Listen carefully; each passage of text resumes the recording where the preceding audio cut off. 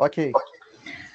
Boa noite, prazer enorme. Estamos aqui com nossa última live do semestre e esse período foi realmente muito gratificante. Tivemos conteúdos muito ricos e hoje, com certeza, nós vamos aprender muito com a presença de pessoas ilustres aqui conosco. Nós vamos ter a apresentação dos alunos da UFRJ, orientados pelo professor Giuseppe Pastura. O Giuseppe é neuropediatra, professor do IPPMG e diretor do IPPMG atualmente. Ele também é do Departamento Científico de Saúde Escolar da SOPERJ, e um monte de outros títulos que, se eu for falar aqui, a gente não faz live, a gente só fala dos nossos convidados, né? Então, temos a presença do professor Isaías Paiva, que é outro super titulado, professor da Unigran Rio, professor da Unifeso, né?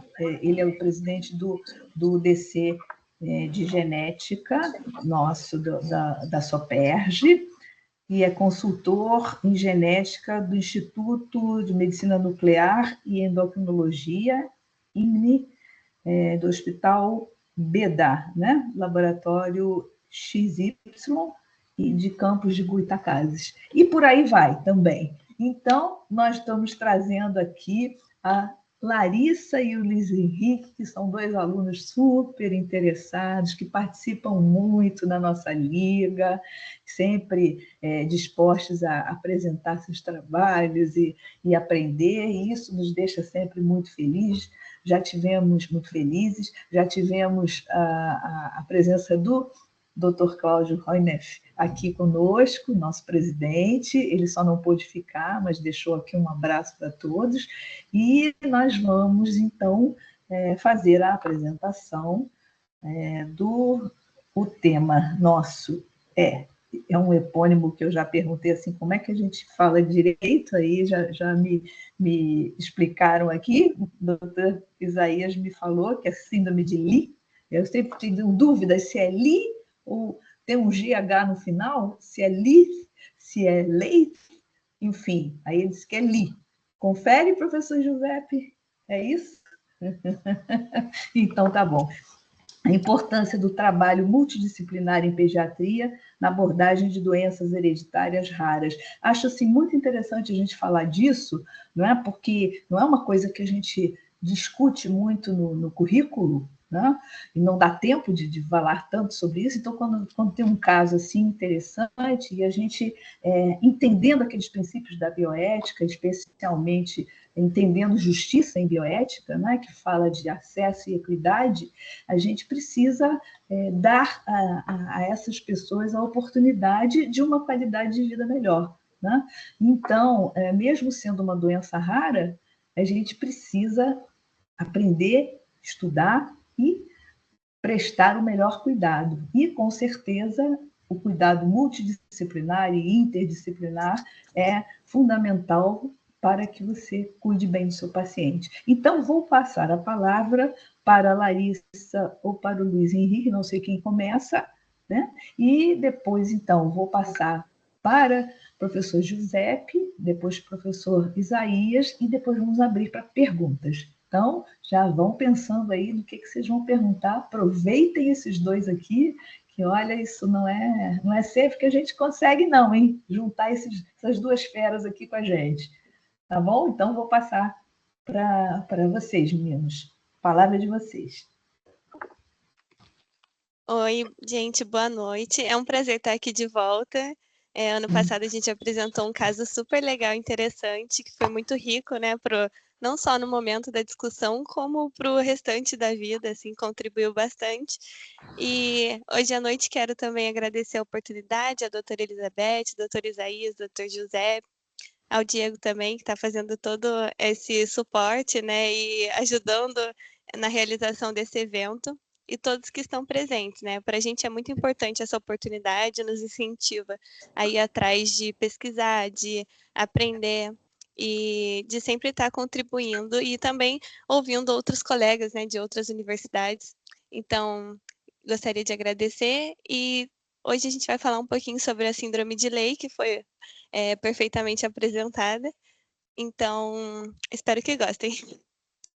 Luiz, eu não me Boa noite. apresentei, né? Eu me chamo Larissa Almeida, eu sou estudante da UFRJ, estou no 7º período atualmente e sou presidente da Liga Acadêmica de Pediatria da UFRJ. Boa noite, gente. Eu sou o Luiz, eu sou do 5º período da Medicina na UFRJ e sou vice-presidente da Liga de Pediatria. Tá compartilhando minha tela? Foi, né? É assim. Tá. Show. E hoje eu e a Larissa a gente vai apresentar o relato de caso de síndrome de Leigh e destacando a importância do trabalho multiprofissional na pediatria na abordagem das doenças hereditárias raras. A gente foi orientado pelo professor José. Tá? A síndrome de Leigh ela também é chamada de encefalopatia necrosante subaguda e ela é uma doença neurodegenerativa extremamente rara. A prevalência dela é de 1 para cada 100 mil nascimentos, sendo que doenças raras já são consideradas a partir de 16 para 100 mil nascimentos, então ela realmente tem uma prevalência muito baixa. E ela é uma desordem neurometabólica hereditária. Metabólica porque ela acaba acometendo a fosforilação oxidativa e a geração da ATP celular. E hereditária porque ela tem uma transmissão genética. Ela afeta ou ela é passada de forma recessiva, ligada ao cromossomo X, ou mitocondrial ou autossômica recessiva. E ela se enquadra no grupo das encefalopatias mitocondriais e geralmente ela começa a se manifestar por volta dos 3 meses aos 2 anos de idade, 2, 3, 4 anos de idade, e raramente você vê ela se manifestando em adolescentes ou adultos, apesar de ter casos relatados. E o mais importante que a gente vai abordar também nessa apresentação é que ela não existe um tratamento específico, ela não tem uma cura, mas sim você tem um acompanhamento multiprofissional que deve ser feito, né? Um cuidado paliativo. E aqui só destacando a questão da transmissão genética, tem uns 3 formas, né? A principal é a herança autossômica recessiva, onde a mãe e o pai carregam um gene. Tem a herança materna mitocondrial, já que o gene mitocondrial é passado pela mãe. E tem a herança ligada ao cromossomo X. Nas 3 formas, o fator genético da mãe é um fator determinante. E falando um pouquinho sobre a epidemiologia da síndrome de Leigh, foi um pouco um desafio para a gente, né? Porque é uma síndrome muito rara. Na literatura, são poucas as coisas produzidas relacionadas a essa síndrome, né? E a gente tem uma natureza funcional heterogênea da mitocôndria, né? Que ela é responsável por um amplo espectro de manifestações clínicas que caracterizam, né, a síndrome de Leigh. Então, a prevalência, ela pode não ser conhecida por diversos motivos, né? Tem muita dificuldade para o diagnóstico, ou existem muitos diagnósticos diferenciais que podem ser erroneamente empregados, né? E a gente tem que destacar também a falta de acesso de algumas crianças a um centro especializado para que tenha essa apuração, né? Esse diagnóstico. Então, a gente conseguiu achar um artigo que ele tentava reunir quais eram os casos da síndrome de Leigh no mundo. Então, é um dos artigos assim mais fidedignos em relação a isso, porque ele tem 70% dos pacientes, né, fora dos Estados Unidos. Então, pode-se considerar que não é enviesada, né? Ele foi iniciado a partir de uma parceria com a Coordenação de Doenças Raras de Sanford. E nele, ele consta que tem, no mundo, existem cerca de 116 pacientes com síndrome de Leigh. Esses são dados de 2023. E dentre esses pacientes, 78% dos participantes eram brancos, 91% estavam vivos no momento do envio da pesquisa. Além de ser uma síndrome super rara, ela também tem uma baixa expectativa de vida, né? Principalmente quando não assistida. E dentre os pacientes vivos, no momento do envio da pesquisa, a gente tem que a idade média em anos era de 7 anos. E a maior categoria de idades foi de 3 a 5 anos. Então, a gente vê que é um grupo, assim, com uma faixa etária muito baixa, né? E a gente tem algumas similaridades. Embora a mitocôndria ela possa ser responsável por diversas manifestações clínicas, a apresentação, ela tem algumas congruências, né?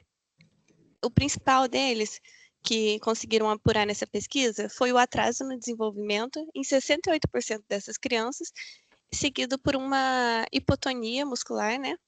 E problemas de equilíbrio e coordenação. Pode passar. Agora eu vou apresentar o caso que aconteceu em 2021, lá no PPMG.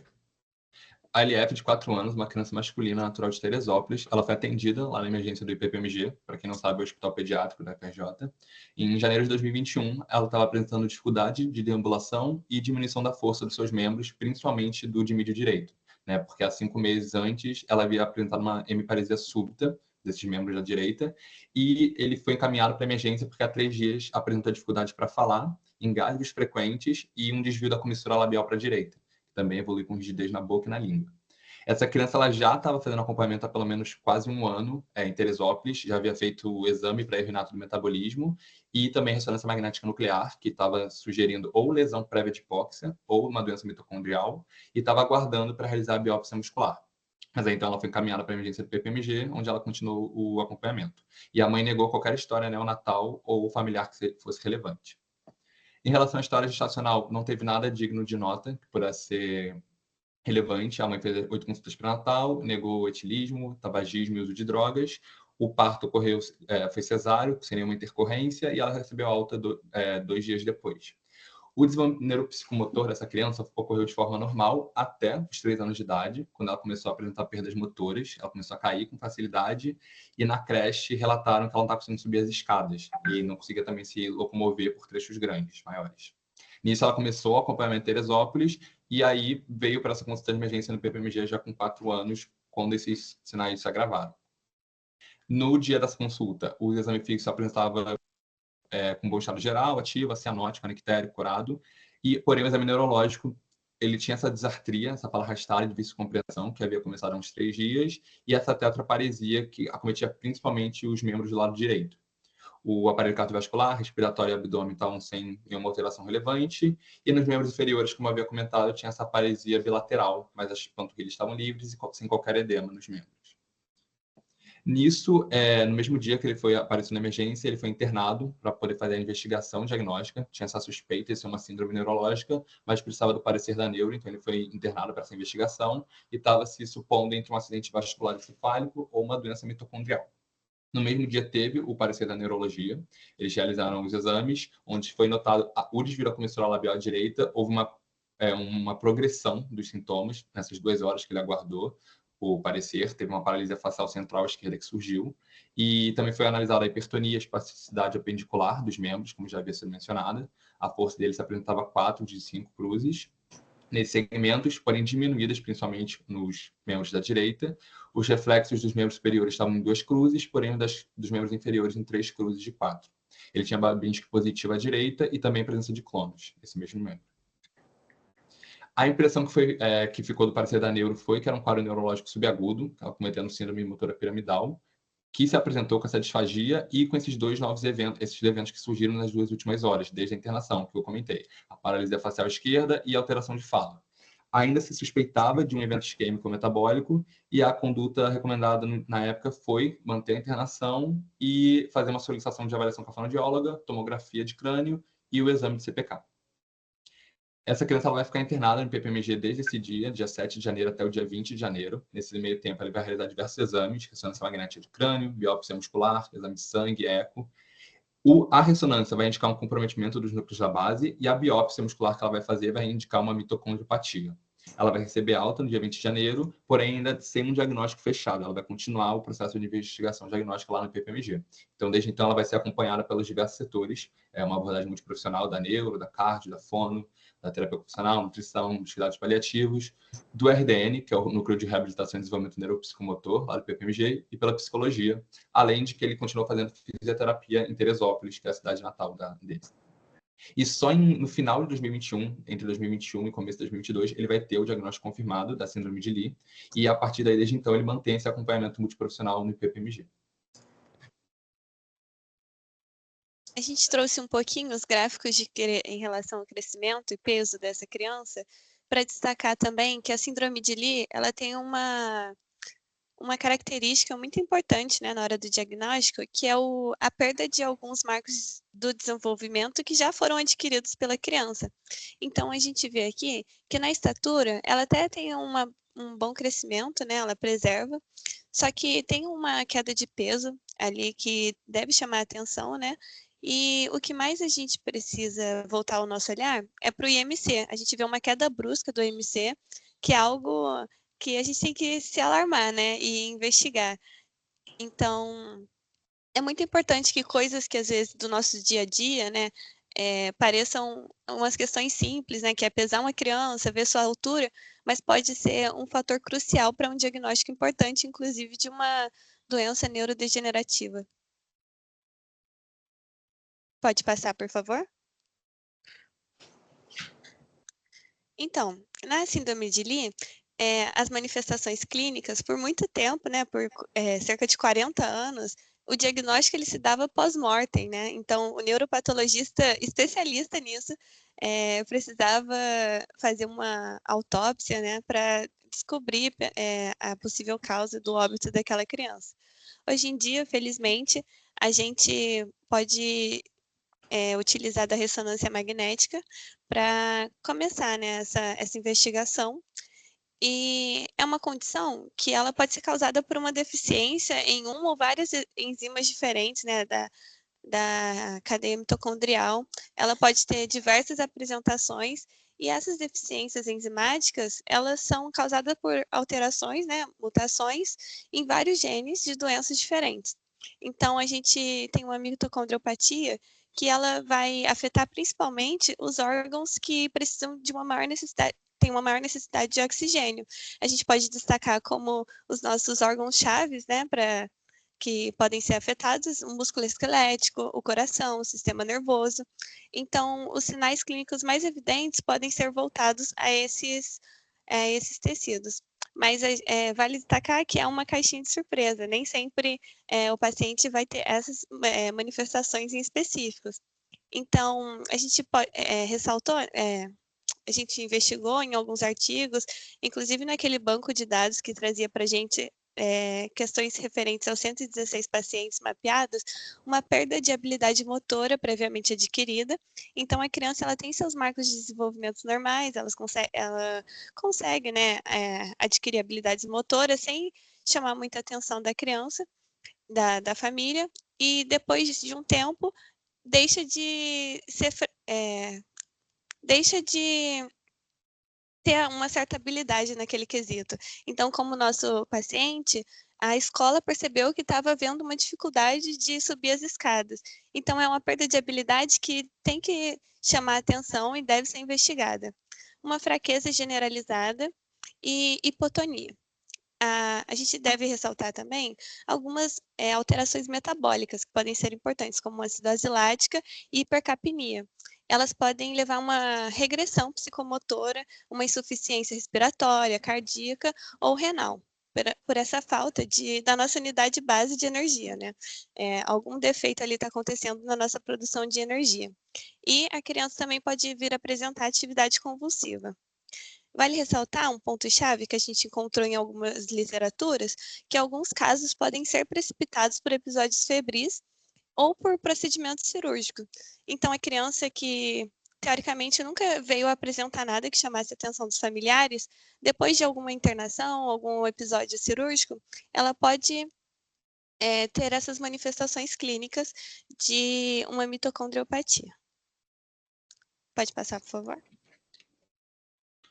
Aí agora só trazendo essa discussão, fugindo também, abrangindo além da síndrome de Lee, falando da dificuldade da realidade biopsicossocial, não só da síndrome, mas de todas as doenças raras, porque a maioria delas acaba sendo fatores inatos, né, congênitos. 72% são de origem genética e 70% começam na infância. Então essas crianças já estão condicionadas nessa realidade que elas vão estar inseridas, e essas doenças muitas vezes são consideradas como doenças órfãs, né, porque elas são deixadas de lado, elas são às vezes ignoradas pela ciência, pela saúde, e através de pesquisa ou formas de tratamento, por falta de interesse mesmo, por ter uma prevalência baixa, né, por abranger uma baixa parcela da população, uma pequena parcela. E também elas não são enquadradas na abordagem convencional de saúde que nós temos geralmente. Então, um hospital, uma clínica, qualquer centro de saúde geralmente não vai estar preparado para lidar com essas crianças, para fazer esse tratamento, para fazer esse acompanhamento.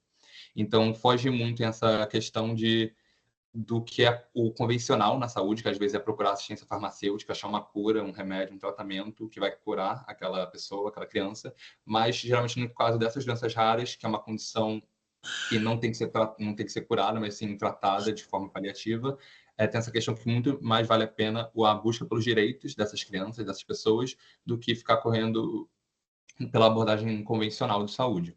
Então, a luta por combate contra o preconceito, o estigma, a exclusão dessas crianças, a luta contra o capacitismo e a luta por todos os direitos que elas têm, não só os direitos humanos, mas principalmente da criança e da adolescente, que são a faixa geralmente mais acometida pelas doenças raras. Além de, é uma forma de fugir da abordagem tradicional de saúde e garantir o tratamento dessas crianças, né, esses cuidados paliativos. E aí, um exemplo disso que eu já havia mencionado, no caso clínico, que no IPPMG a gente conseguiu fornecer para essa criança, é essa abordagem multiprofissional da neurologia, da cardiologia, psicologia, fisioterapia, da fono, tudo isso acaba aqui junto, a importância desses centros como o IPPMG, conseguir trazer esse acompanhamento para essas crianças, acaba aumentando a qualidade de vida e a sobrevida desses pacientes, que nem a Lari comentou na epidemiologia, eles não só abrangem geralmente as crianças e geralmente os pacientes não têm uma expectativa de vida tão alta e esse cuidado multiprofissional geralmente traz essa melhora para o quadro, para a expectativa dessas crianças. Sim. Só falando um pouquinho sobre esse aumento de sobrevida e qualidade de vida, uma felicidade para todos nós é que essa nossa criança, desse caso clínico, ele tem superado a expectativa da síndrome, né? Então, a gente viu ali que a maioria das crianças que foram pesquisadas naquele artigo tinha de 3 a 5 anos. E a criança desse caso clínico, hoje em dia, tem de 7 para 8 anos, em breve fará aniversário. Então, a gente vê como o cuidado assistido, multiprofissional, assistencialista, que esteja integrado, né, sobretudo, ele promove uma sobrevida para essa criança e em questões que não necessariamente você está falando de uma cura, né? É um campo muito a ser estudado ainda, né? Mas a gente está falando sobre um cuidado paliativo. A gente, às vezes, tem uma ideia errônea sobre cuidado paliativo, que é uma questão de fim de vida, mas não, cuidado paliativo é sobressair esse tempo de vida e com qualidade e dignidade que merece, independente do diagnóstico. Então, no IPPMG, a gente estava lendo o prontuário dessa criança. Pode voltar, amigo, rapidinho. Não, tá bom. O prontuário, que é gigante, né? A gente ainda usa prontuário de papel. Então, a gente pôde observar o cuidado de cada especialidade, que está ali tudo, mesmo sendo um ambiente, assim, que o papel, ele remete a uma ideia de que pouca integralidade, né? Mas mesmo assim, todos os profissionais colocam ali o que tem feito com aquela criança, qual é o próximo passo, e a gente vê assim uma conversa entre eles. Então, especialidades não necessariamente diretamente que atuam com a saúde, como o serviço social em si, teve um papel muito fundamental na vida dessa criança, porque a família de Teresópolis, a mãe é uma mãe separada, né, que tem uma única fonte de renda de um salário mínimo, e o pai, na época, estava desempregado. Então, a gente vê como foi importante a atuação de toda a rede de saúde, colocando em vigor os princípios do SUS, né, que não é só em relação à saúde em si, a gente está falando de algo muito maior, um espectro maior. Então, a gente pode ver essa integralidade e essa descentralização do cuidado. O serviço social do IPPMG esteve a todo tempo conversando com o serviço social de Teresópolis para que essa criança fosse assistida não só aqui no Rio de Janeiro, que é uma dificuldade também, né? Você ter um deslocamento de cidade para poder receber um tratamento, quanto também dentro da própria unidade, né? Então, a fonoaudiologia foi muito importante para essa criança adquirir a habilidade, né? Não só da fala, mas a gente viu no caso que ele tinha uma disfagia também. Então, tudo isso ajuda. A nutrição, a fisioterapia. A fisioterapia também foi muito importante, porque houve um momento que ele foi tendendo a ficar hipotônico, né? E perdendo a força dos membros inferiores, principalmente o membro inferior direito. Então, a fisioterapia teve um trabalho fundamental. A fisiatria, que a gente tem um núcleo do RDN, né, para auxiliar nesse movimento, junto com a terapia ocupacional, para tornar essa criança funcional. Então, por mais que hoje em dia a gente não tenha o cenário perfeito, né, de como tudo pode funcionar, eu vejo como um serviço de saúde integrado e que conversa entre si pode oferecer a uma criança uma sobrevida maior do que a expectativa daquela patologia, né? Então, só para trazer um pouquinho sobre como foi todo esse cuidado por esse período de tempo, desde que a criança recebeu o diagnóstico.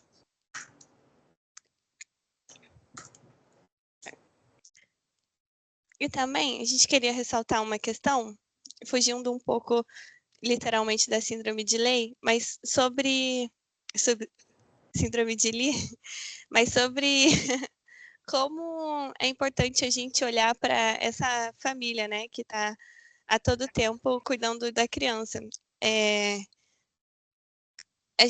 O que chamou a atenção nesse caso foi a distância necessária para estar no IPPMG, né?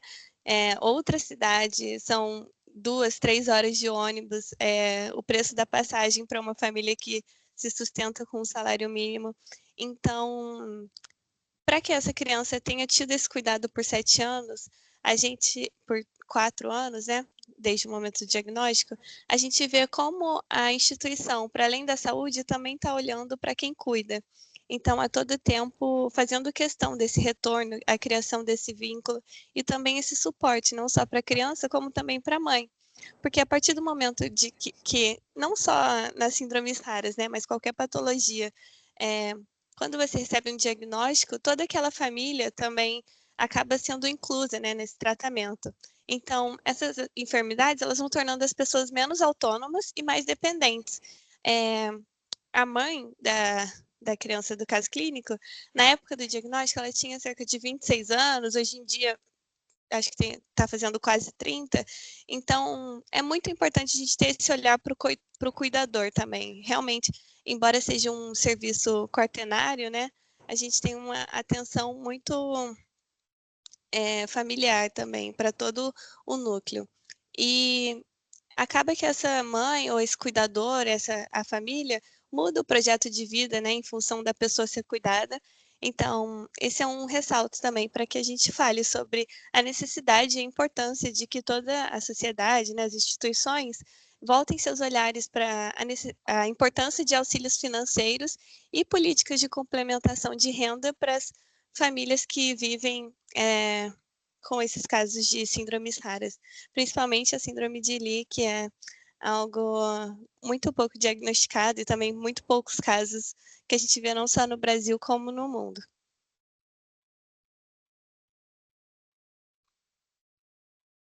E aqui trazendo um pouco sobre uma frase de uma defensora dos cuidados paliativos globais, é que a integração dos cuidados paliativos no tratamento de doenças raras é uma questão de justiça social e de compaixão, garantindo que todos os pacientes recebam o cuidado que merecem.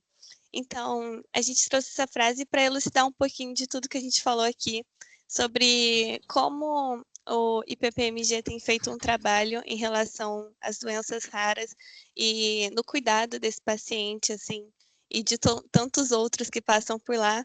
E acredito que também várias instituições de saúde pediátricas, né, tenham esse objetivo. Então, embora não tenha uma cura, um tratamento específico, todo o suporte, ele é muito importante para a sobrevida dessas crianças e também dessa família, né, que vai poder ver seus filhos e suas criancinhas tendo o cuidado que merecem.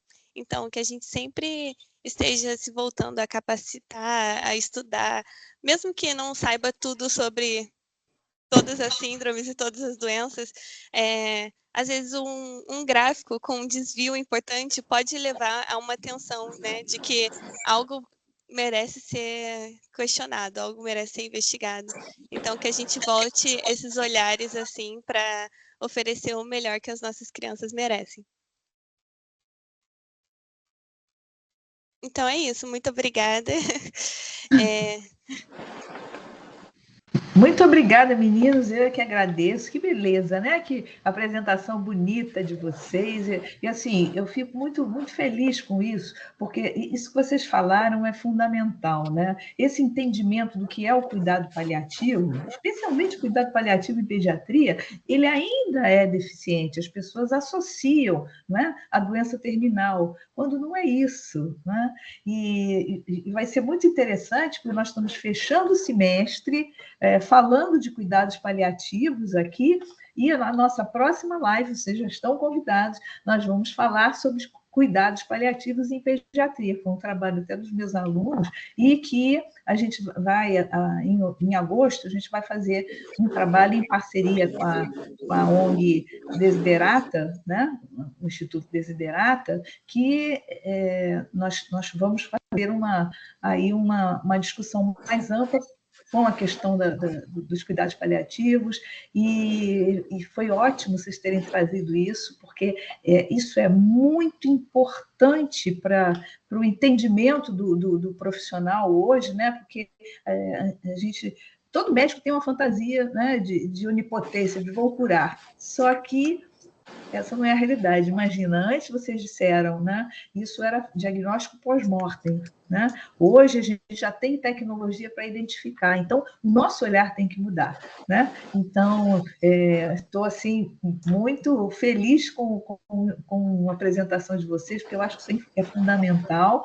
Apresentaram muito bem, um caso muito interessante, e parabéns, continuem brilhando, que a gente fica feliz de ver. Agora eu vou passar a palavra... Muito obrigada. Vou passar para o professor Gilberto, Vou pedir para compartilhar, por favor, Luiz, Henrique, por gentileza. Pronto, vai. Agora, professor Giuseppe, a palavra é sua. Obrigado, Beth. Queria dar parabéns para a Larissa e para o Luiz, porque eles apresentaram muito bem, fizeram um resumo muito adequado do caso. Vou falar brevemente, tem duas facetas importantes no caso dessa criança. Primeiro, a questão clínica, né? Essa criança, quando chegou para a gente, ela tinha nitidamente um quadro progressivo. Isso é que chama atenção logo no início. Você vê um menino que era previamente saudável, previamente rígido, e lá por volta de 3 anos ele começa a regredir os seus marcos, ele começa a perder marcos que ele tinha antes. E assim, era uma criança muito graciosa, né? Uma criança muito bonita, esse paciente. E a gente viu progressivamente ele deteriorando. Ele, quando chegou para a gente, ele andava ainda, claro que com dificuldade, só que depois de um tempo, atualmente ele não anda mais. E a gente, assim, ao longo do tempo, a gente foi vendo como o menino ele foi deteriorando a condição clínica dele. Então, inicialmente era um quadro claramente regressivo. A gente fez a imagem desse menino e inicialmente a gente ficou com essa suspeita de que pudesse ser uma doença mitocondrial por causa dos achados que ele tinha na ressonância magnética, de acometimento de núcleo da base, uma imagem que parecia de infarto. Então ele tinha era bilateral, era mais um acometimento, se eu não estou enganado, era assimétrico, era pior à esquerda, e ele tinha um comprometimento clínico maior à direita. E a gente pediu a biópsia muscular desse menino, e na biópsia muscular foi confirmado o diagnóstico de doença mitocondrial, de síndrome de Lee. Algum tempo depois, assim, se eu não estou enganado, isso aí a gente conseguiu fazer a análise genética desse menino através de exoma, e ele, o que ele tinha, que ele tem atualmente, ele tem uma variante patogênica no gene TTC19, que é um gene associado ao complexo mitocondrial, complexo da cadeia respiratória 3, que não é exatamente uma síndrome de Lee clássica, por isso que ele tem algumas diferenças clínicas para a síndrome de Lee clássica. Ele é clinicamente uma síndrome de Lee, só que ele tem algumas particularidades um pouco diferentes, mas é que é compatível com essa alteração que ele tem. Então, oficialmente, ele tem, de fato, uma síndrome de Lee, então, um pouquinho diferente do usual. A gente conseguiu confirmar isso através de análise genética. Isso não era necessário, mas foi uma complementação que a gente fez até pedido da família. E o segundo ponto que eu queria falar era justamente em relação à família. Esse menino, ele venceu muitas dificuldades dele até hoje por causa dessa família. É uma família extremamente dedicada, muito bacana, assim, eles moram longe e vêm nas consultas, assim, muito dedicados ao menino. A gente lá no Hipertermigente tem uma equipe de cuidados paliativos que também se dedica ao cuidado desse menino, ele faz consulta na neurologia conosco, faz consultas na nutrologia, porque ele faz algumas suplementações de cofatores, que é o único tratamento disponível até o momento para a síndrome de Lee, embora não cure, ajuda na evolução, se diminuir a progressão da doença. Então, ele faz suplementação desses cofatores junto com a nutrologia e tem todo o cuidado, faz esse acompanhamento com os cuidados paliativos e que tem ajudado muito na qualidade de vida dessa criança. Precisou judicializar muitas das coisas para conseguir auxílio, né, porque não é fácil pelo Sistema Único de Saúde você conseguir tudo que precisa, mas esse menino, essa família correu atrás e conseguiu. E ele tem a qualidade de vida melhor possível dentro das suas condições de gravidade. Então, são esses 2 pontos que eu queria falar. Tem um aspecto clínico que é muito importante para os alunos, que eles viram a evolução dele, está toda documentada no prontuário, e tem também essas questões sociais. É importante sempre a gente enfatizar que esse menino hoje ele está muito bem dentro da sua gravidade, também por causa da atuação da família junto com a equipe de saúde. Essa integração foi muito importante para que esse menino tivesse um desfecho mais favorável possível, repito, dentro da sua gravidade. Uhum. Obrigada, professor. Estou com um monte de dúvida aqui, mas depois eu vou perguntar. Tá bom. Professor Isaías, a palavra é sua. Beleza, deixa eu compartilhar. Cadê a setinha? Eu acho que eu preciso compartilhar de novo. E sim. Precisa sim, doutor.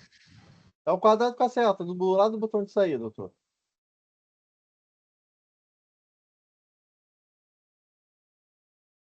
Não estou achando. Do lado do microfone. Do lado do microfone, né? Lá em cima. Quadrado e dentro tem uma seta. Uhum.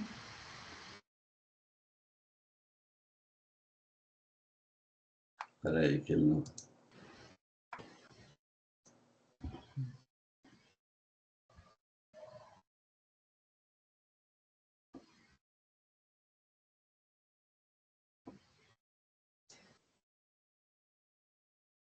Perfeito.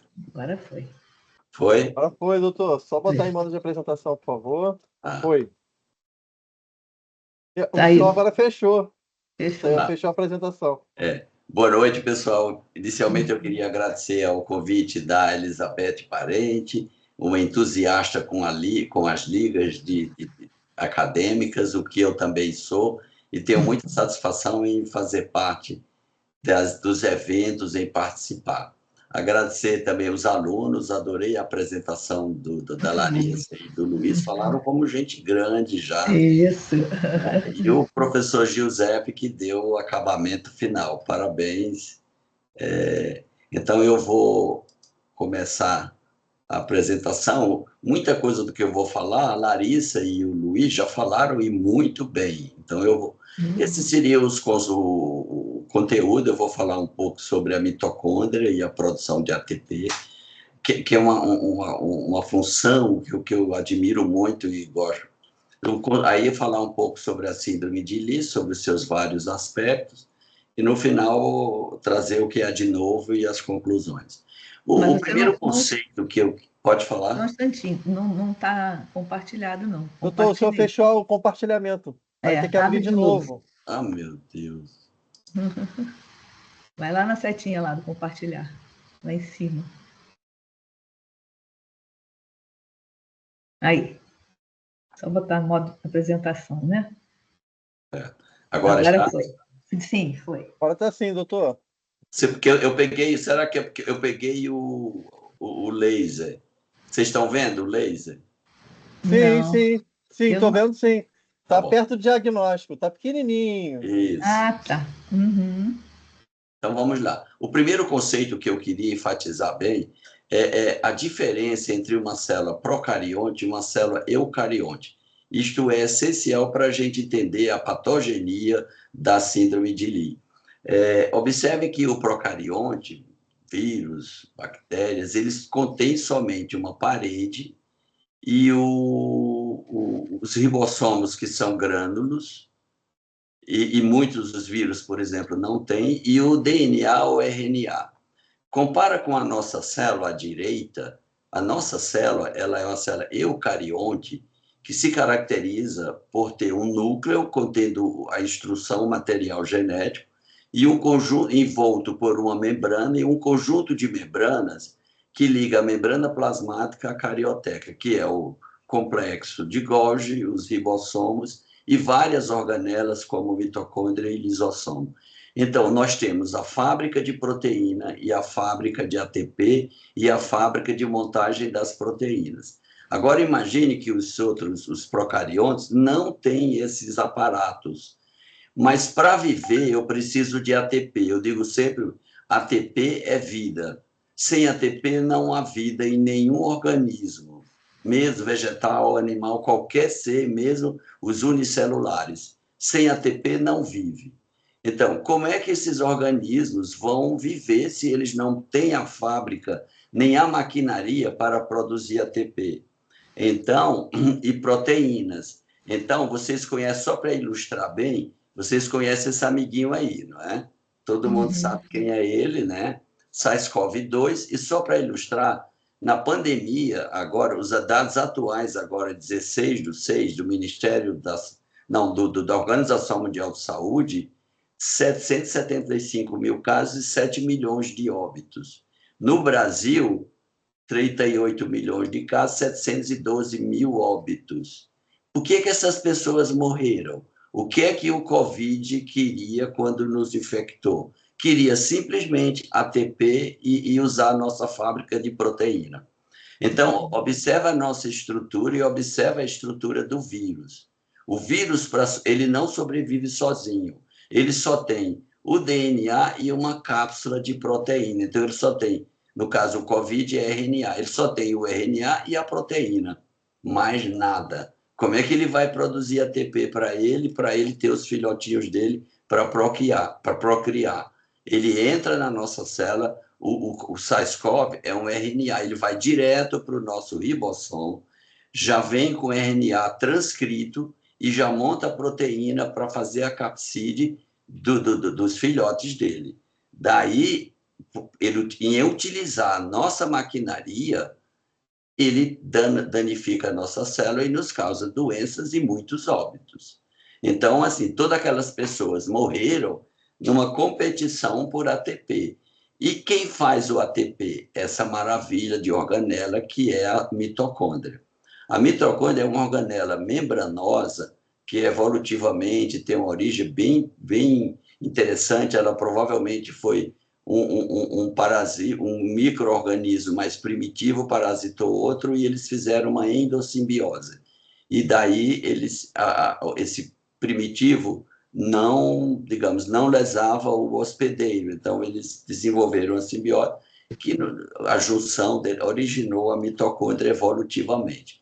A mitocôndria é uma organela interessantíssima. Ela tem essa membrana externa, tem a matriz, onde tem o DNA e esses grânulos que são os ribossomos, e essas cristas. Ele tem dois espaços. Entre a membrana interna e a externa, eu tenho esse espaço intermembranoso. Aí, observe que a mitocôndria tem o DNA. Então, onde é que eu tenho o DNA na célula? Na mitocôndria e no núcleo. O DNA da mitocôndria ele é diferente. Então, ele é um DNA circular, ele é bifilamentar, mas ele não está acoplado com as histonas, formando a cromatina, ele está, digamos, nu na matriz mitocondrial. E para que a mitocôndria tem esse DNA? Para codificar a instrução de proteínas para o ciclo de Krebs e a fosforilação oxidativa para produzir ATP, que a função da mitocôndria é produzir ATP. Como que ela faz isso? Então, ela não precisa ir no nosso ribossomo. A própria mitocôndria tem os seus grânulos de ribossomos, que são mais simples, semelhantes aos ribossomos de bactérias, por exemplo. Mas, alguém falou alguma coisa? Não. É porque perto eu não vejo ninguém. Se alguém quiser falar alguma coisa, pode interromper. Então, é muito interessante esse DNA, porque ele é autônomo. O DNA da mitocôndria ele codifica os genes que vão atuar no processo de formação de ATP. E interessante, ele é pequeno, ele tem 16 mil pares de base. O nosso DNA genômico no núcleo tem 3,5 giga, que são bilhões de pares de base. É só comparar a diferença. Esse DNA ele fica na matriz e ligado a essas membranas, principalmente nas cristas. Aí eu tenho, no DNA mitocondrial, 16 mil pares de base, isso é pequeno. Ele codifica 37 genes só. O nosso genoma nuclear tem 19.969 genes. Façam a diferença, 37 para 19.969.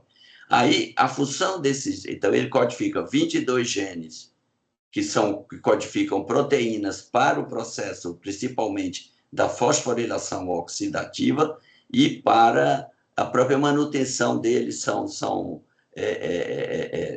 22 codificadores de RNA que vão codificar as 13 proteínas só. Desculpe, somente 13 proteínas. Dos 37, só 13. E 2 RNA ribossômicos que vão atuar no ribossomo para fazer essas proteínas.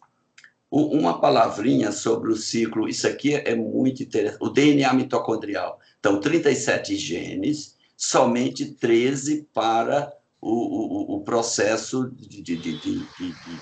da fosforilação oxidativa para gerar ATP. Os outros são ribossômicos ou genes RNAs de transporte, para serem transcritos naqueles grânulos.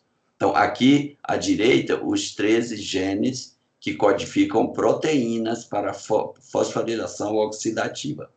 Aí, quais são os 3 processos da formação do ATP? A glicólise, o ciclo de Krebs e a fosforilação oxidativa.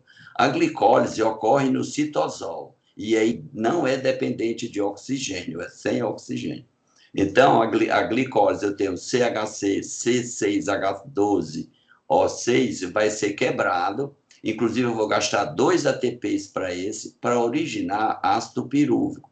Então, uma molécula de glicose origina 2 de ácido pirúvico. O ácido pirúvico entra no ciclo de Krebs, que agora é na mitocôndria, para originar acetilcoenzima A. Então, a acetilcoenzima A do citosol vai para a mitocôndria e no espaço intermembranoso ele se converte em coenzima A, que vai para a matriz, para o ciclo de Krebs. O ciclo de Krebs é um conjunto de reações em que eu tenho utilização de transportadores de elétron, NAD, FAD.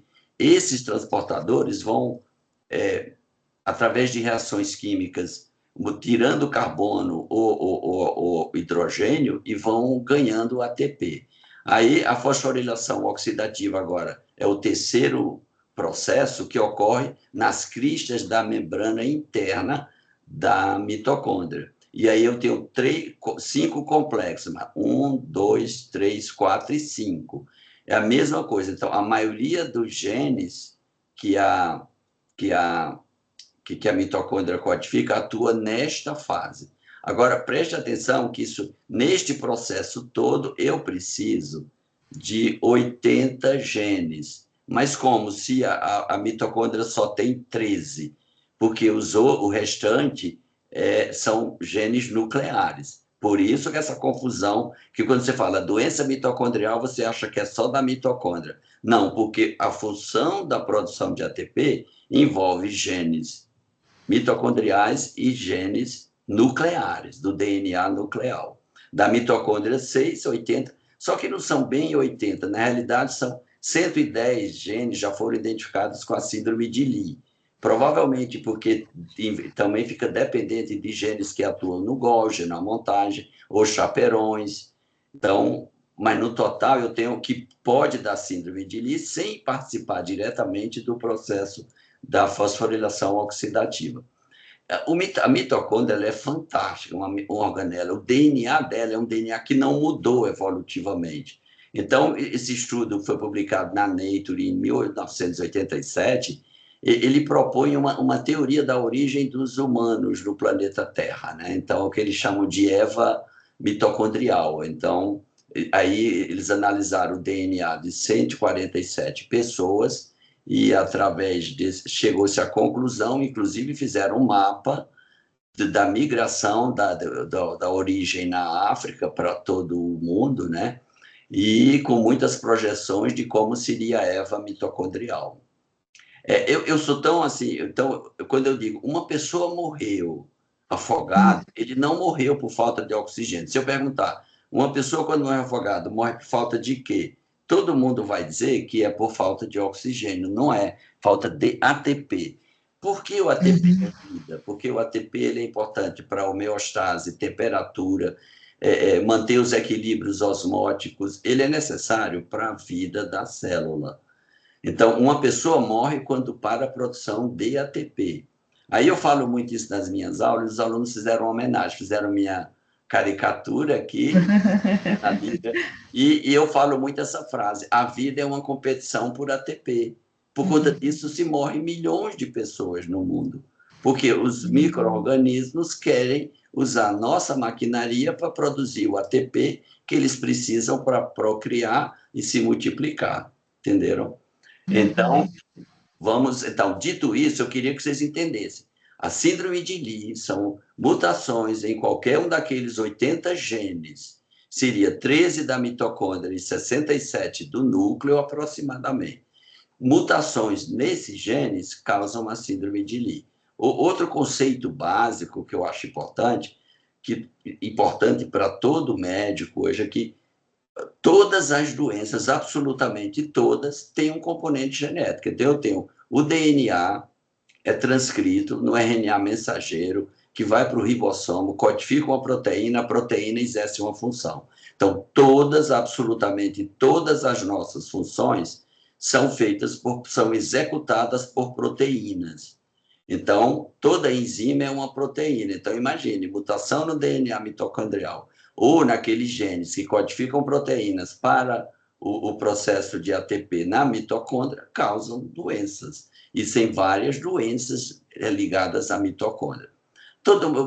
O Larissa e o Henrique já falaram muito bem, mas eu vou só repetir, não custa nada. A síndrome de Lee é uma doença neurometabólica rara, já foi falado no conceito de rara, também chamada encefalopatia necrosante subaguda, e já foi comentado o fenótipo, né? É uma enfermidade progressiva, o Giuseppe salientou bem. Eu acho esse caráter progressivo e regressivo dos marcos e a hipotonia como a tríade que você deve pensar em Lee se tiver esses 3 sinais. Né? Isso aqui, no site do OMIM, eu coloquei Lee síndrome, apareceram 157 condições. O OMIM, cada doença é designada com um jogo da velha e um número de 6 números. Então, eu tenho 157 e a Beth recomendou que eu falasse detalhadamente dos 157, viu, pessoal? Então, eu vou seguir a orientação da Beth, certo? Aí, olha só, atualmente, esse estudo aqui, eu acho que é de 2024, em que eles chamam então, eu tenho a síndrome de Lee, a doença de Lee, e essa nova, seria uma nova condição, que é esse mitocondrial DNA associado a Lee síndrome espectro. Então, já se fala de um espectro, porque entendam, qualquer mutação, o José falou que o caso apresentado tem mutação no TCC que atua no complexo, se não me engano, é complexo 1 da fosforilação. Então, vocês observam, pela heterogeneidade genética, eu tenho esse fenótipo dessa múltiplas mutações em genes diferentes, causando uma síndrome que também é clinicamente heterogênea, ok? Uhum.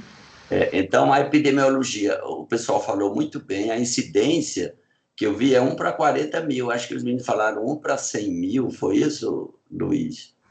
Né? A gente encontrou em alguns artigos, a gente encontrou 1 para 40 mil, outros 1 para 100 mil. Porque, Larissa, é mais ou menos assim, 1 para 40 mil é o geralzão, mundial. Agora, tem regiões que observem, tem uma região Quebec, no Canadá, que é 1 para 2.000. E nas Ilhas Faroé, não sei nem se pronuncia assim, é 1 para 1.700. Observa 40.000 para 1.000. Esse aqui, a Larissa citou e o Luiz citaram esse estudo. Eu achei fantástico esse aqui, que cada doença rara ela tem um registro que tenta coletar os dados de todos os pacientes do mundo. No registro, a Larissa falou, tem 116. E aqui o mapa mostrando aonde tem. Observa que no Brasil não tem nada, né? Então, assim, se você olhar... Então, esse aqui é o artigo que a Larissa também citou. E aqui, olha, aqui eu tenho 46% que é da América Latina. Não, 40, não, desculpa, 2% da América Latina, 46% é da Europa, 36% é da América do Norte, certo? Então, no Brasil, aqui, quer dizer, toda a América Latina, eu tenho só 2% de notificações. Então, por exemplo, esse caso de vocês tinha que ser notificado, fazer o registro, que é bem difícil, assim, é trabalhoso, porque eles existem... Eles vão publicar, não vão? Vão publicar, mas... né? Se você diagnosticou, você deveria fazer o registro. Okay? E aí a genética, mais de 110 genes, genes nucleares, vocês entenderam agora, gene nuclear e gene mitocondrial.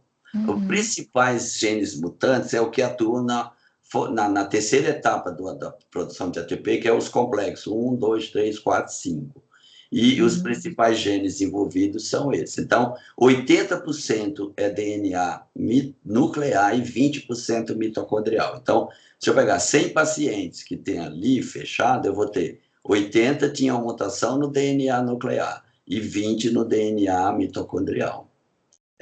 O DNA mitocondrial, a genética é bem complexa, então. Eu tenho os genes principais dos complexos. O complexo 1 é o NAD, tem 25 genes, do total de 80, certo? O 4 é o citocromo, que é o COX, 15% dos casos. O complexo 5, eu tenho, o principal é esse gene MTATP6, com 10%, e outros genes, os genes mitocondriais, em geral, qualquer um daqueles genes. Se eu tenho uma mutação, diminui a produção de ATP. Qual é o principal efeito fisiopatológico da síndrome de Lee? Diminuição da produção de ATP. Para que eu quero ATP? Para funcionar todas as células. Qual é o órgão que mais precisa de ATP? Se eu estiver numa academia fazendo spin, não é meu músculo que está consumindo mais oxigênio e fazendo ATP, é o cérebro. Por isso que o cérebro é mais sensível à falta de ATP e os sintomas neurológicos são os mais proeminentes na síndrome de Lee. O complexo, alguém quer falar alguma coisa? Não, eu estou achando ótimo, o raciocínio está maravilhoso. Tá? Então, o complexo do piruvato desidrogenados, que é a coenzima Q10, por isso que você faz isso. Agora, veja só, por que não funciona em todo mundo a coenzima Q10? Porque só naqueles que têm a mutação que está neste complexo, entenderam? Agora, isso aqui, gente, o pessoal fala... Então, aqui nesse complexo, vocês observam, tem a membrana da mitocôndria, e eu tenho esse em verde, são os complexos, que são um conjunto de proteínas acopladas à membrana. Essas proteínas, elas são encarregadas de transporte de elétron. Então, eu começo... Então, eu passei da glicose, a glicose entrou no ciclo de Krebs com oxigênio, né? E daí eu vou ter o citrato que vai para o complexo, para a fosforilação. Aqui, na fosforilação, eu vou ter uma sucessão de cadeias de tirar carbono e hidrogênio e vai ganhando ATP. E aqui é bem interessante, como é esse processo? A gente chama que isso aqui é o menor motor do mundo. Essa aqui é uma proteína acoplada e aqui o fosfato. À medida que ele gira, libera um ATP, um fosfato que eu vou ganhando energia. Entendeu? Então, esse movimento rotatório, que quando eu tiro um íon ele gerou um ATP. É o que eles chamam o menor motor do mundo, é a ATP sintase, que funciona no... Então, se eu tenho por exemplo, se eu tenho uma proteína que não girou, não vai produzir ATP, entendeu? não girou o motorzinho. Nesse estudo também, que eu acho muito bom, que é o do registro, eu tenho aqui, olha só, 74, 116, 74 era DNA nuclear e 42 mitocondrial. Então, no total de 116. Isso é a distribuição. Então, esse caso é um gene mitocondrial, não é, José? Hein, José? Desculpe, Isaías, é que eu estava com o microfone fechado. Ele é um gene nuclear. Nuclear, tá. Isso. Mas ele é nuclear, mas ele atua lá no complexo da fosforilação oxidativa. Isso. Tá. Então, pessoal, devido a essa heterogeneidade genética, genes que estão no núcleo, genes que estão na mitocôndria, eu tenho padrões de heranças diferentes. Quais são? Então, eu tenho a herança autossômica recessiva, e 80% da herança autossômica recessiva é do gene SURF1. Então, todo mundo conhece o padrão. Os pais são heterozigotos, então, quando eu cruzo o azinho, isso aqui é o raciocínio, é como se fosse herança mendeliana clássica. O pai é azão, azinho, a mãe é azão, azinho. Quando eu junto 2 azinhos, eu vou ter um filho afetado. Então, eu tenho 25%. Se um casal teve um filho, ele vai ter 25%. Na herança ligada ao X, aqui ele colocou recessivo, mas hoje a gente nem classifica muito recessivo ou dominante, só ligado ao X. Então, você tem aqui o pai afetado. Se o pai é afetado, ele dá o Y para o filho. Nenhum filho vai ganhar. Somente a todas as filhas. Então, uma característica ligada ao X, se o pai é afetado, todas as meninas são obrigatoriamente ganhar aquela mutação. E a mãe, ela vai ter, agora aqui, quando a mãe tem um alelo mutante, aí ela tem 50% de passar, tanto para homem quanto para menina. Certo? Como o homem só tem um X, ele vai ser hemizigoto, ele vai manifestar. A menina, ela seria heterozigota, porque ela tem 2X, ela pode manifestar ou não manifestar, ou manifestar mais brandamente e mais tardiamente, certo? E todo mundo, isso é outro conceito também, todo mundo sabe que na fertilização o espermatozoide tem a cauda e o núcleo. A cauda é rica em mitocôndrias e ele precisa de muito ATP para ele correr. Quando ele entra no zigoto, ele fecha a membrana, fecha por conta de polarização e não entra mais ninguém. O espermatozoide perde a cauda. Então, toda a mitocôndria que nós temos é de herança materna. Agora, no Dia das Mães, eu recebi obrigado, minha mãe, por uma coisa que você faz e meu pai nunca poderá fazer. Que é doar mitocôndria. Eu ia até colocar aqui, que é uma figurinha, né, sobre... Agora, estudos recentes de 2024, que não é bem assim, não é 100%. Quando o espermatozoide penetra, pode ser que algumas mitocôndrias paternas, lá no finalzinho, tipo um vazamento, e também tem um pequeno percentual de mitocôndrias. Só que o seguinte, como a mitocôndria do pai, do espermatozoide, trabalhou muito para produzir ATP durante a corrida, produziu radicais livres de oxigênio. Esses radicais lesam as membranas, inclusive da mitocôndria. Então, as mitocôndrias do pai, se você herdou algum, elas não são boas, elas são lesadas e elas tendem até, se entrar no óvulo, até sofrer apoptose, ser degradada, entenderam?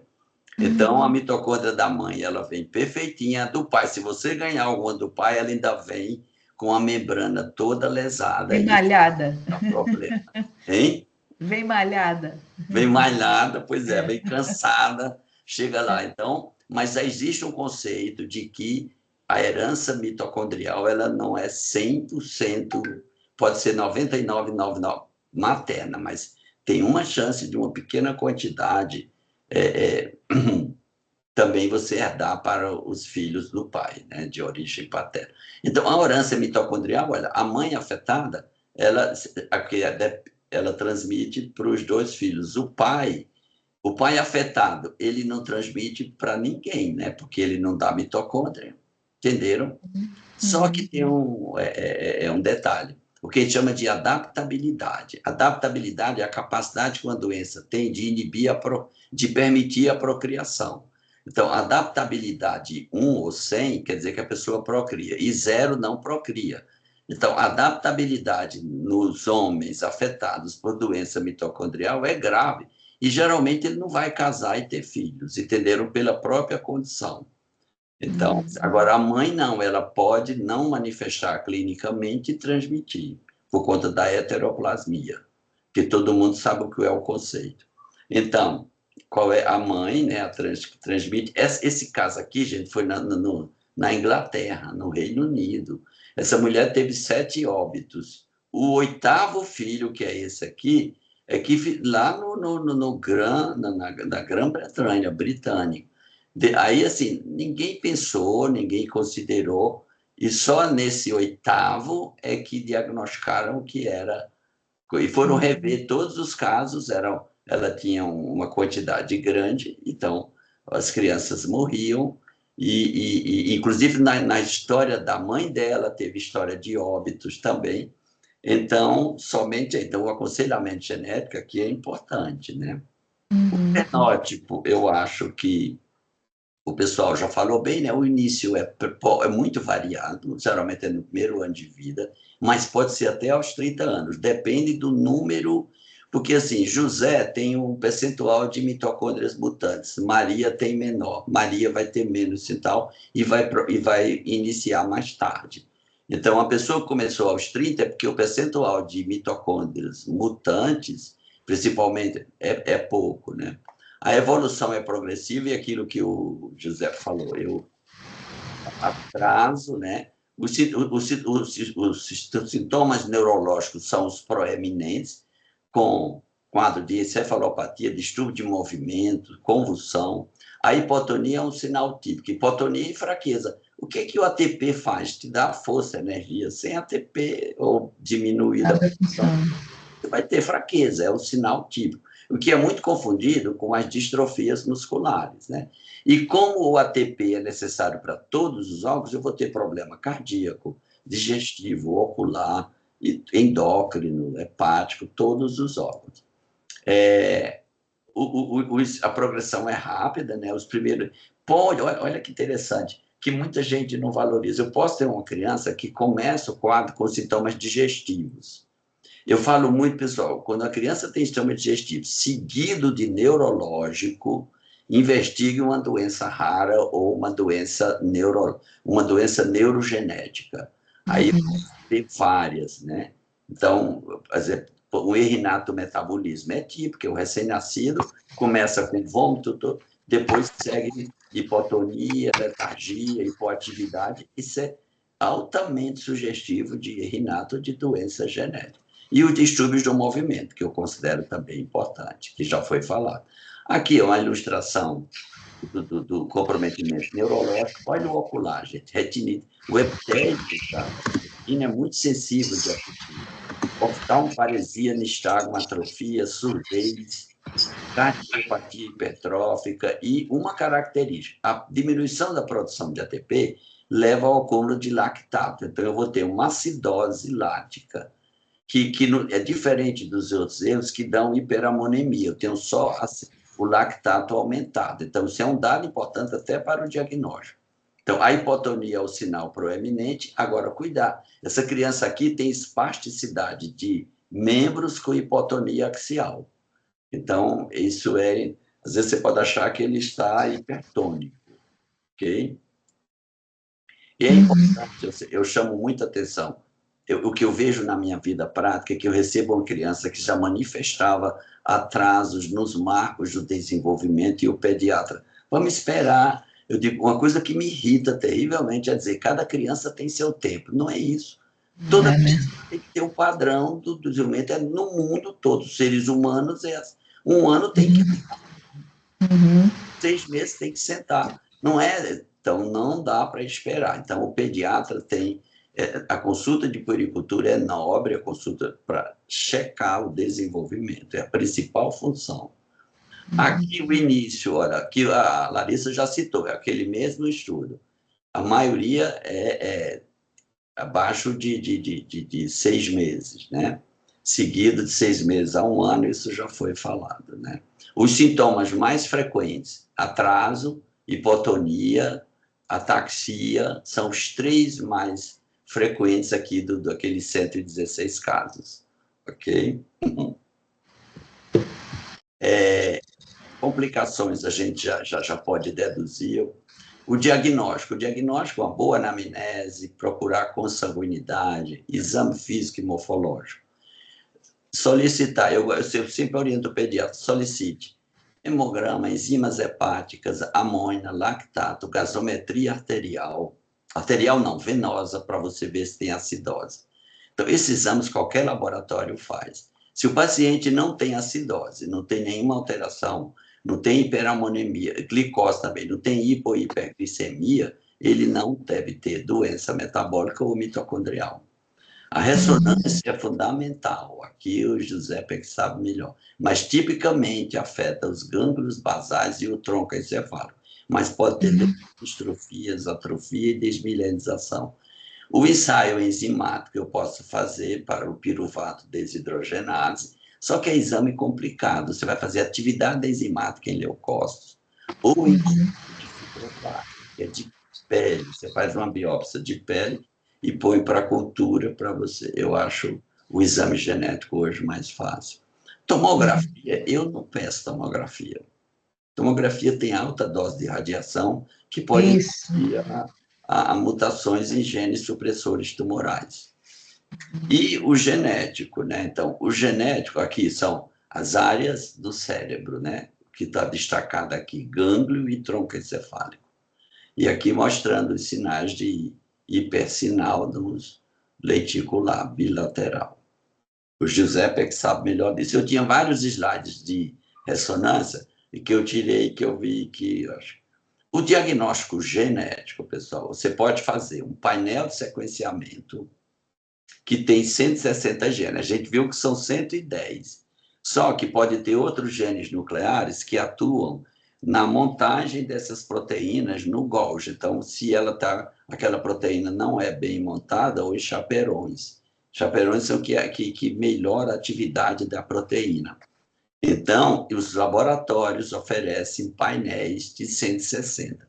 Um painel de 160 genes hoje custa entre, diria, 3 e 4 mil. Ou o sequenciamento completo do exoma ou do genoma. Do exoma, eu sequencio somente os exons. E o genoma, exo e intro. Certo? E tem que pedir do DNA mitocondrial. Isso é... Porque às vezes você pede só exoma, sequenciamento, e não especifica e não vem o mitocondrial. Tem que pedir. N-DNA é nuclear, mtDNA é mitocondrial. Vocês já perceberam isso? Então, tem esses painéis, você pode pedir. Aqui, para vocês entenderem, o nosso genoma tem 3,5 bilhões, 19 mil genes.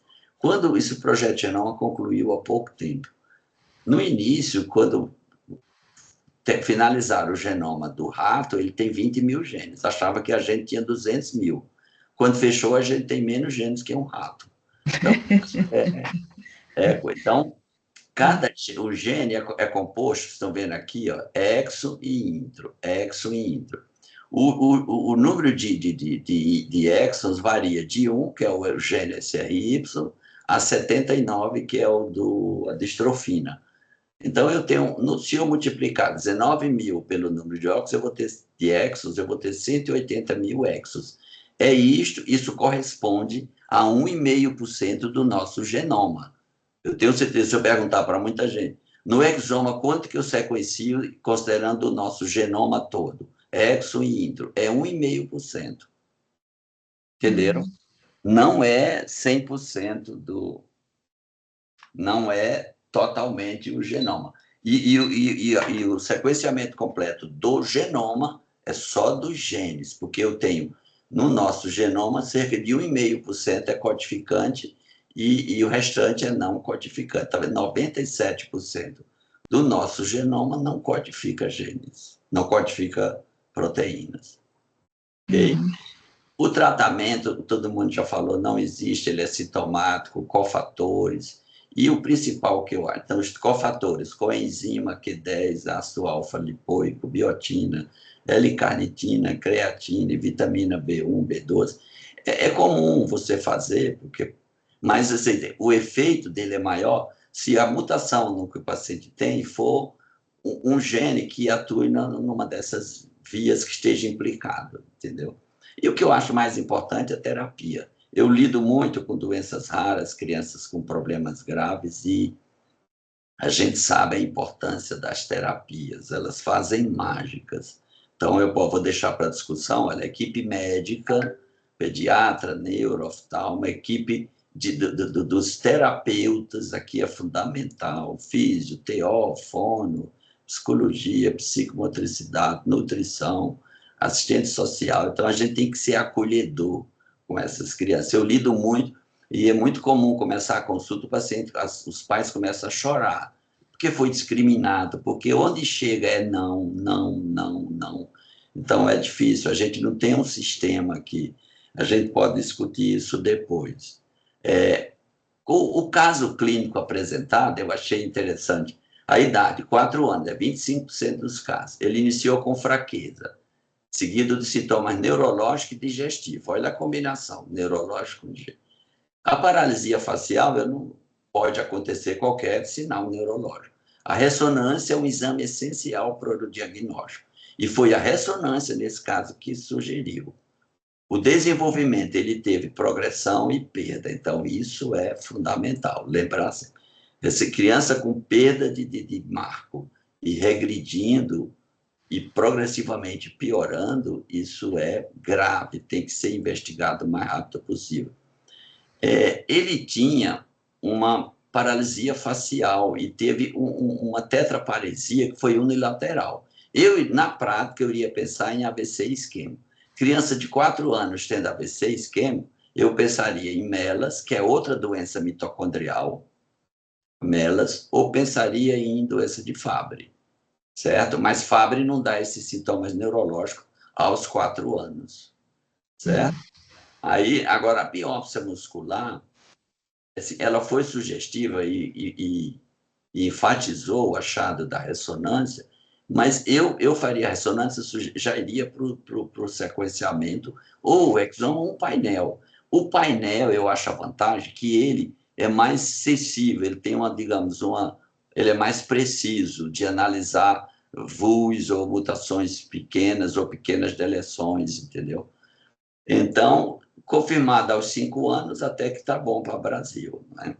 E não tinha o parecer da genética, Larissa e Luiz. Cadê a genética? Tem a Márcia lá no fundão, que é maravilhosa.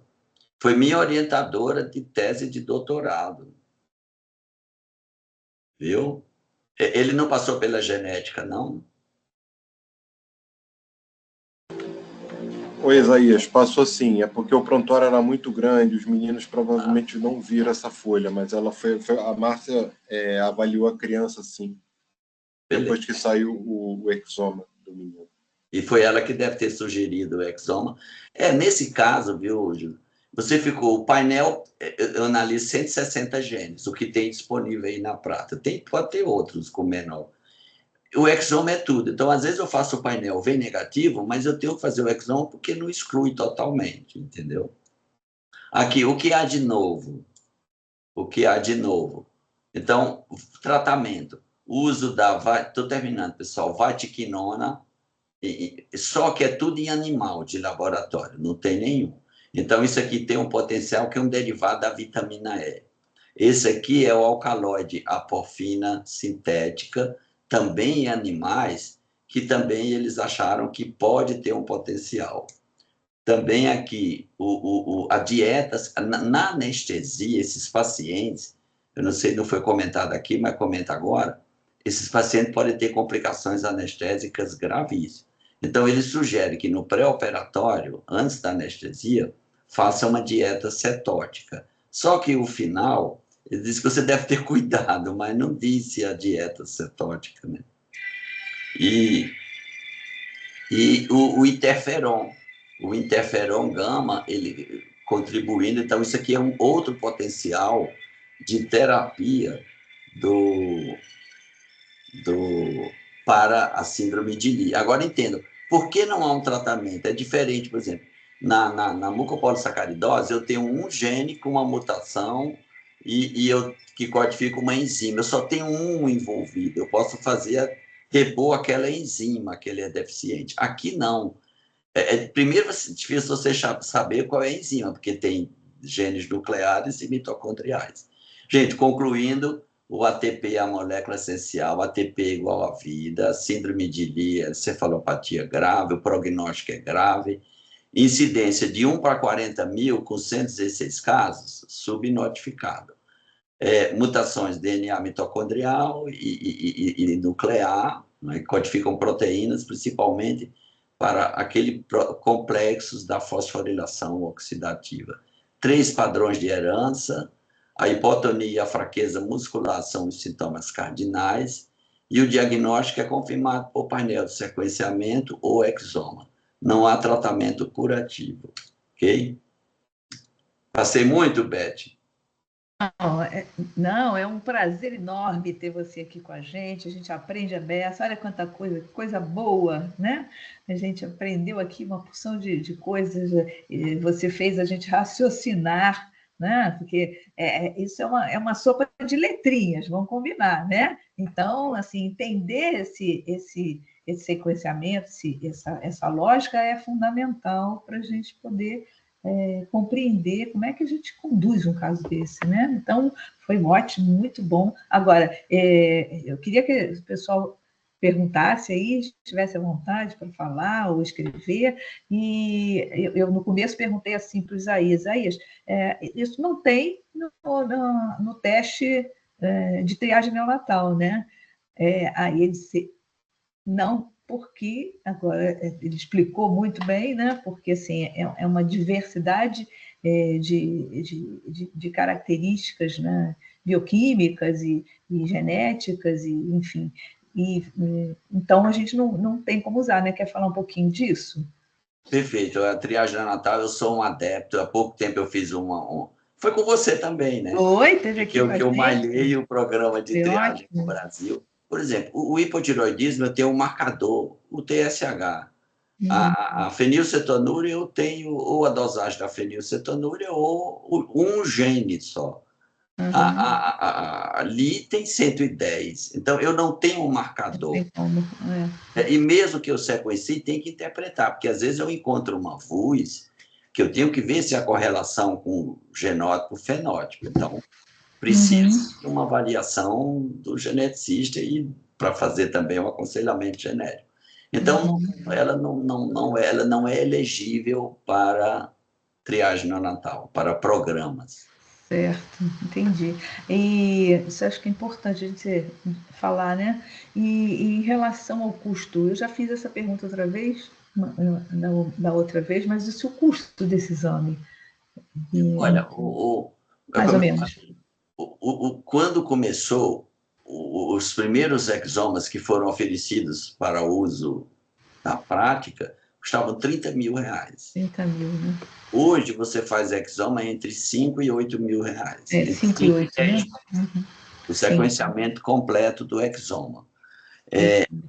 E o painel de sequenciamento, que às vezes eu acho até assim, eu fico na dúvida se eu peço o painel ou se eu peço o exoma. Porque o painel custa, por exemplo, o exoma custaria 6 mil, 7, o painel custa 4 ou 5. A diferença não é proporcional. Eu analisei 160 genes e o exoma é 19.969. Então, em termos de números de genes é enorme, mas de preço não é equivalente. Não é, exato. Então, essa criança fez exoma, o Giuseppe falou, né? Fez, né? Foi exoma. Tá. E aí, meninos, querem fazer perguntas? Eu achei bem esclarecedor, assim, tanto as falas do professor Giuseppe quanto do professor Isaías, várias coisinhas, assim, que ficavam em aberto, porque quando a gente foi estudar o caso, o primeiro relato no Brasil que a gente achou foi em 2008, da UFRJ, inclusive, então é algo que tem que ser falado recentemente, né? Eu vi que tem um projeto de lei para ter um dia de conscientização sobre a síndrome de Lee. Então, é algo que tem acontecido agora e eu fico muito feliz de estar tendo essa oportunidade de ouvir um geneticista, um neuro, né, e ter essa discussão de algo tão demais, importante. Né? É muito bom. Sim, foi ótimo. Tem alguma pergunta no chat, Beth? Não. Antes a gente não tinha oportunidade de fazer esses diagnósticos, né? Antes você ficava muito na suposição e o máximo que você tinha era a biópsia muscular.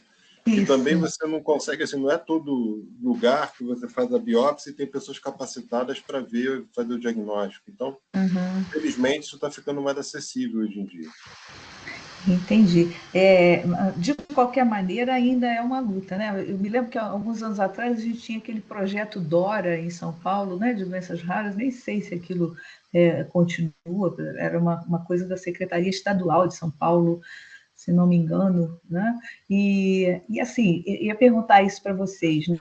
Essa coisa das políticas públicas, como anda isso em termos de proteção? E eu queria falar aqui que tem várias pessoas elogiando, né? Aula excelente, só parabéns para todos aqui.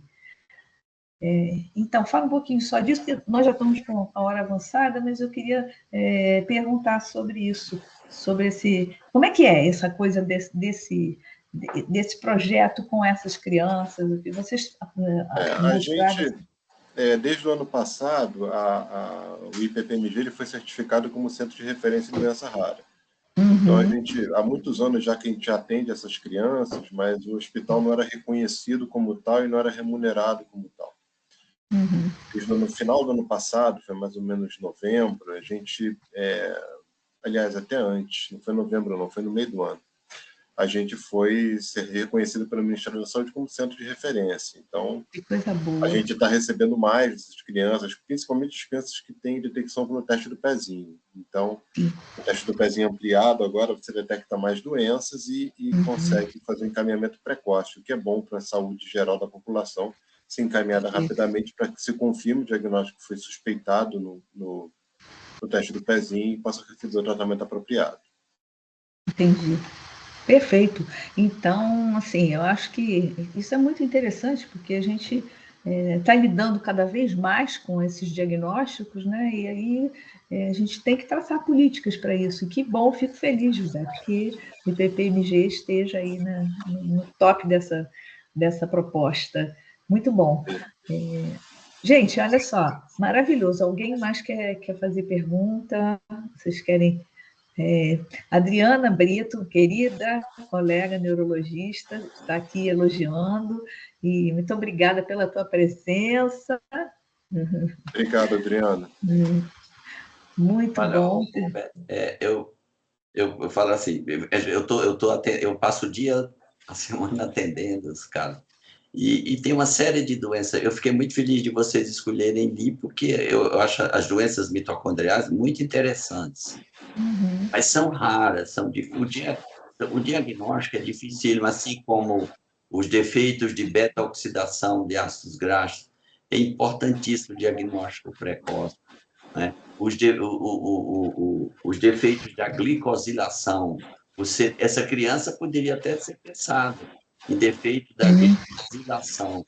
Então, assim, só que o pediatra que lida. Então, se ele suspeitou de doença mitocondrial, pede hemograma, gasometria, eletrólitos, enzimas hepáticas e musculares, amônia, lactato, e glicose e um EAS para ver se tem cetonúria.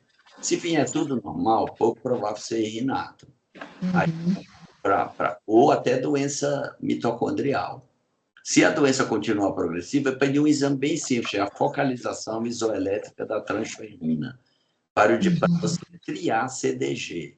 Aí eu tenho um grupo de mais de 30 doenças, eu vou ver, aí eu vou fazer exames mais direcionados para saber qual o tipo de CDG. Mas é um exame simples. O que acontece no Brasil?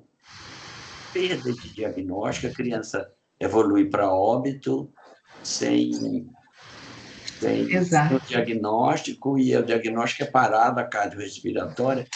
A maioria desses óbitos é pneumonia, porque, por exemplo, em Lee, a causa óbito principal é pneumonia. Então, tudo isso no atestado de óbito e fica por isso mesmo, e a nossa incidência de doenças é sempre muito baixa. Então, acho que falta o pediatra, né, considerar, pensar. Se você não pensa, não diagnostica, né? Os deve encontrar muitos casos assim, que eu sempre vejo, essa criança poderia ter sido diagnosticada com tal tempo, ele tinha o sintoma tal, que por conta disso eu vou pensar na doença tal, entendeu? Perfeito, muito bom mesmo. Assim, dá vontade da gente ficar aqui conversando, né? De infinito, mas já está tarde, as pessoas já estão começando a sair. Então, eu vou agradecer mais uma vez a presença dos nossos ilustres convidados, e foi bom demais a gente discutir isso, eu acho que é um assunto importantíssimo, adorei a forma como os meninos trouxeram esse olhar para o cuidado paliativo, esse olhar para a multi-interdisciplinaridade, que é fundamental, e dá muito orgulho a gente saber que a pediatria nossa está voltada para isso, né? Então, formar alunos com este olhar, eu acho que é tudo de bom. Então, eu vou passar aí as palavras finais, vou passar para os alunos, para a Lari e para o Luiz, depois para o professor Giuseppe, professor Isaías, e dizer que vou convidar vocês de novo para vir para cá. Você sabe como eu gosto, né, Beth? E como eu gosto de vocês aqui. Só agradecer também ao Diego, que é o nosso anjo da guarda, que eu sempre falo, né? Sem ele a gente não consegue botar isso. Sem Diego. É isso aí. Então, gente, vou passar então para a Larissa. Fala, Lari. Gente, muito obrigada pela oportunidade, pelas aulas, por todas as orientações. Beth, obrigada por esse projeto, né, que tem sido tão legal dentro da universidade, fora da universidade, né, que a gente pode ter esse contato com profissionais e até pessoas, assim, da família do meu namorado receberam o convite em Campos dos Goytacazes, então você vê que toda a pediatria, assim, tem recebido o convite para participar dessas reuniões e que é muito legal, né? A gente está tendo essa oportunidade e também de conhecê-los. Não conhecia o professor Isaías ainda, então sempre é um prazer, né? E obrigada a todos os presentes também. Foi muito importante para a gente a presença de todos. Obrigada, Lari. Luiz? Queria também agradecer a oportunidade de estar falando aqui. Também já assisti, conversar com vocês, eu aprendi muito. E também a todo mundo que entrou para assistir. Obrigado. Obrigada, Luiz. Fiquei muito feliz. Vocês apresentaram muito bem, viu? Só sucesso. Giuseppe, a palavra é sua. Beth, então, muito obrigado também pelo convite. Queria dar parabéns para os meninos que apresentaram muito bem, de maneira muito clara. Os comentários de Isaías também. É sempre interessante fazer um debate científico, né, com pessoas interessantes. A gente contribui para a pediatria do Rio de Janeiro e do país. Muito obrigado. E parabéns aí pelo seu sucesso, que sempre foi muito bacana, e o PPMG sempre teve um destaque maravilhoso. Eu era adepta daqueles cursos, assim, quando eu me formei, eu ia todo ano fazer o curso lá no PPMG, de reciclagem. Maravilhoso, maravilhoso. Então, obrigado. Fica aí a sugestão de fazer mais. Faz mais, isso é bom demais. Obrigada, Giuseppe, pela tua disponibilidade. Nada, Beth, eu que agradeço. Daqui a pouco te chamo de novo. Isaías. Beth, olha, é sempre uma alegria muito grande. Pode me convidar, porque eu tenho um maior prazer. A Soped, a gente é uma instituição que a gente ama, né? Então, sempre tenho muita satisfação, e para as ligas também, né? E o IPPMG, eu fiz mestrado e doutorado, é uma instituição que eu admiro as pessoas e adoro. Tenho grandes amigos lá, e são pessoas que a gente ama. Eu espero que tenha, assim, gostei da iniciativa de ser síndrome de Lee, e que tenha ficado eu acho esses conceitos básicos, que você, mas isso é lá da fisiologia, do primeiro ano. Não, mas é para a gente entender a doença. Então, eu queria que tivesse deixado uma raizinha de como é o ATP, a vida é ATP, que a gente estude mais, que os alunos estudem mais isso, e seria, assim, uma mensagem que eu deixaria, e muito obrigado. Muito obrigada a você. Eu que agradeço. Aqui na lista, está a minha filha, queridona, né? Minha filha, que está em Londres, e ela é pediatra e reumatologista pediátrica, e ela está presente, viu? Oh, quanta honra! Viu? Que beleza! Então, e hoje gente... ela está em Londres, viu? Ai, que maravilha! Muito bom, bom demais. Como sempre, fechamos o semestre com chave de ouro, né? Como diz a minha amiga, chave de ouro e pedrinhas de diamante, né? E vamos pensar aí no próximo semestre o que a gente vai fazer, trazer esse pessoal para discutir com a gente, porque olha como a gente aprendeu hoje, né, gente? Muito bom. Muito obrigada a todos. Até a próxima. Pessoal, até a próxima. Boas férias Tchau, para tchau. todos. Um grande abraço.